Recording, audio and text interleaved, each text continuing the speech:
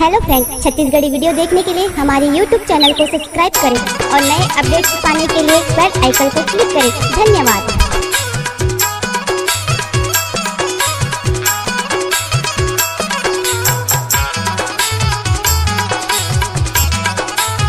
बजा तो सरी, नाच न वो। सावन के पानी और रानी के माया, तोर मीठी बोली बुझा दे रवाया। सावन के पानी और रानी के माया, तोर मीठी बोली बुझा दे रवाया। जा दे रवाया, वो जा दे रवाया, तोर मीठी बोली बुझा दे रवाया। रानी के माया, तोर मीठी बोली बुझा दे रवाया। सावन के पानी औदाऊ तोर माया, झुलझुले रहना गजा द सुहाया रे। सावन के पानी औदाऊ तोर माया, झुलझुले रहना गजा द सुहाया रे। हरे हाय हरे हाय हरे, हरे हाय हरे हाय हरे। सतीश कुमार मरावी टेकरा सलीम स्कूल टोला वाले।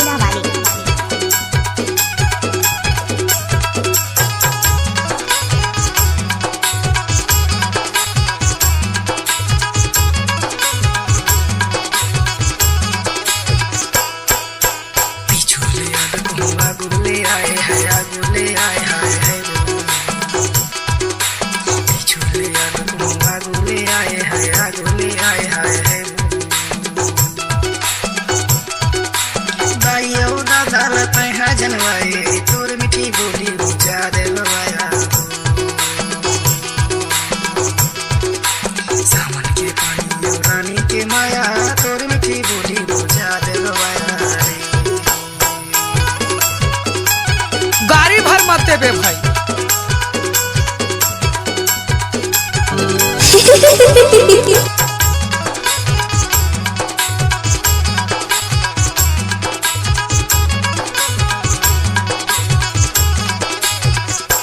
रत्ताला रे गाँव झुलाया दोनों हाथ का, झुलाया दोनों हाथ हाय हरी। रत्ताला रे गाँव झुलाया दोनों हाथ का, झुलाया दोनों हाथ हाय हरी। तोर माया के मारे राही च गयो रात का, झूल झूले रंगना का जात सुहाया रे। तोर माया के मारे राही च गयो रात का, झूल झूले रंगना का जात सुहाया रे।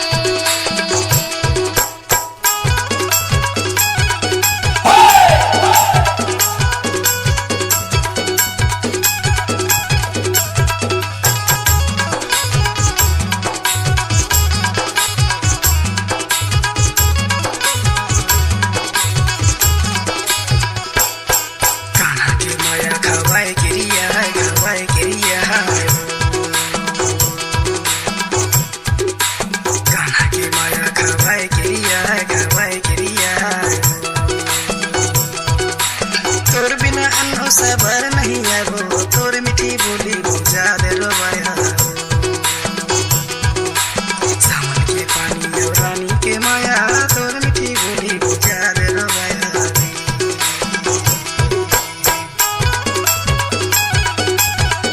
लजाबे झनो।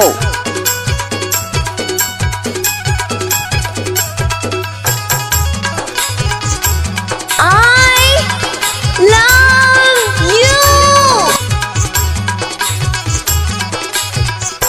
छिन भर के पानी और छिन भर के घाम हाय, छिन भर के घाम हाय हरे। छिन भर के पानी और छिन भर के घाम हाय, छिन भर के घाम हाय हरे। तोर माया पीरा मा छुड़ के पारा नगा, झूल झूली रहना गा जात सुहाया रे। तोर माया पीरा मा छुड़ के पारा नगा, झूल झूली रहना गा जात सुहाया रे। के पानी और रानी के माया, तोर मीठी बोली बुझा दे रवाया। सावन के पानी और राव तोर माया, झुलझुल के रहना गा जात सुहाया रे।